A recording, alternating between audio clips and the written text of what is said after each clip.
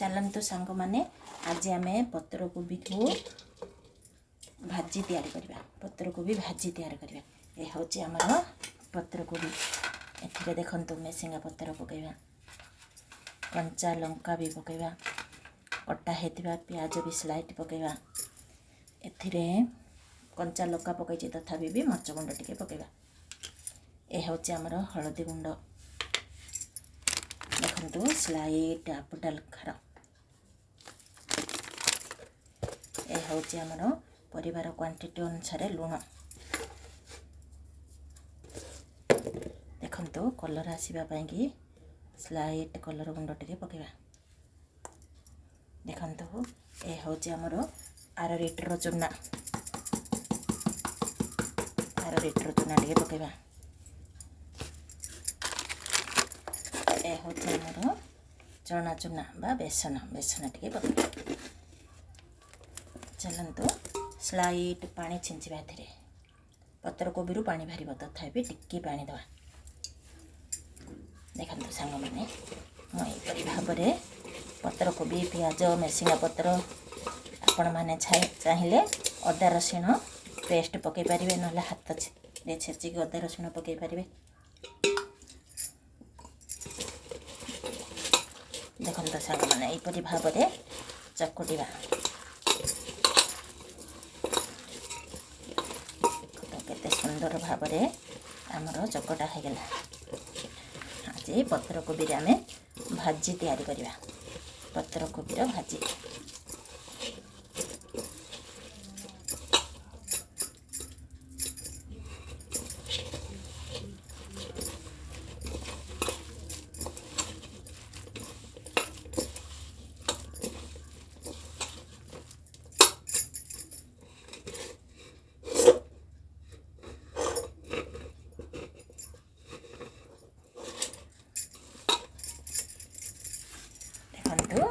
आमर पत्र कोबी चकटा है। चलते ऑलरेडी मु तेल गरम करने कि गैस रे कड़ाई रे तेल बसई।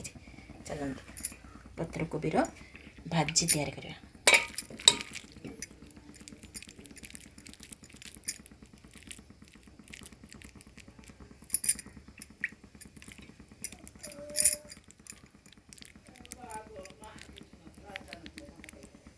देखंतु सांग माने ए हूँ आमर भाजी।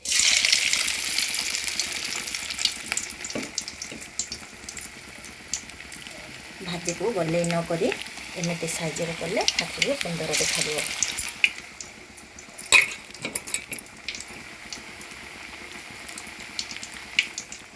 बांकड़ा टांकड़ा टिके कले देखते सुंदर देखा। यहपरि भाव में पकड़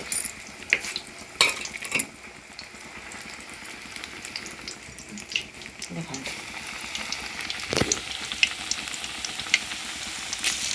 चारोटी भाजी में करके पकड़। चलते सांग मैंने आमर भाजी किपरि भाव में सीझा लगुच फ्राए होगा देखा।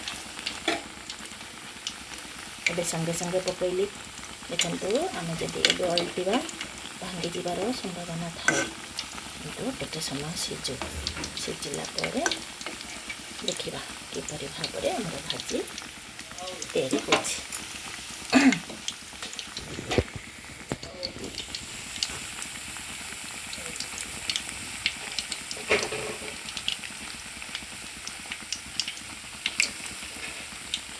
आपण मैंने यहपरि भाव में भाजी तैयारी करी घरे खातु। पत्र कोबी भाजी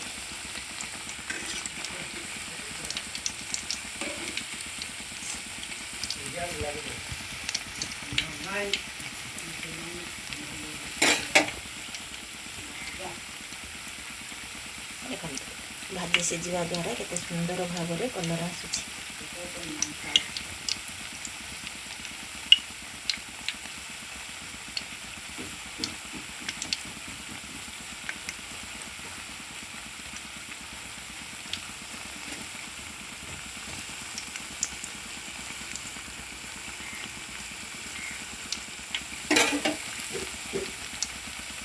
मिनिमम पत्र कोबी भाजी सीझापी 4-5 सेकेंड लगे 3 सेकेंड भी लगे।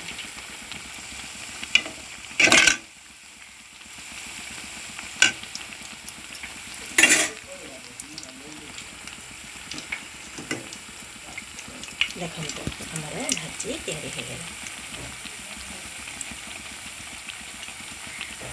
ଚାଲନ୍ତୁ ଗୋଟେ ଜାଗାକୁ ଆମେ ଆମର ଭାଜିକୁ ସଫ୍ଟ କରିବା। ଗୋଟେ ଗୋଟେ ଭାଜିକୁ ଆମେ ବାହାର କରିବା, କାରଣ ଆମେ ଟିକେ ଅଷ୍ଟବାଙ୍କୁଡ଼ା ମାନେ ବାଙ୍କଡ଼ା ଟାଙ୍କଡ଼ା କରି ଚଟଣି କରି ସିଝିବାର ଭାଙ୍ଗିଯିବାର ସମ୍ଭାବନା ଥାଏ। ଦେଖନ୍ତୁ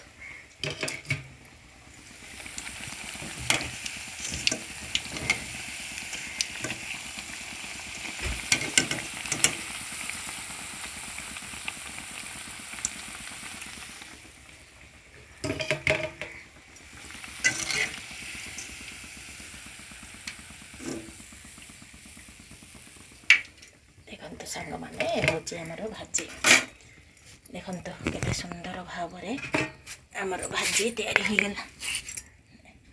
ଏହିପରି ଭାବରେ ଆପଣ ଘରେ ତିଆରି କରି ଭାଜି ଖାଆନ୍ତୁ। ଏହା ହେଉଛି ଆମର ପତ୍ରକୋବି ଭାଜି। ଆପଣମାନଙ୍କୁ ଆମର ପତ୍ରକୋବି ଭାଜି ଯଦି ଭଲ ଲାଗେ ତେବେ ଗୋଟେ ଲାଇକ୍, ସେୟାର, ସବସ୍କ୍ରାଇବ୍ କରନ୍ତୁ। ଦେଖନ୍ତୁ କେତେ ସୁନ୍ଦର ଭାବରେ, କୌଣସି ପ୍ରକାର ଏଥିରେ ଅଏଲ୍ ନାହିଁ। ଆପଣମାନେ ଘରେ ତିଆରି କରି ଖାଆନ୍ତୁ। ଦେଖନ୍ତୁ ଆମର ଭାଜି କେତେ ସୁନ୍ଦର ଦେଖାଯାଉଛି।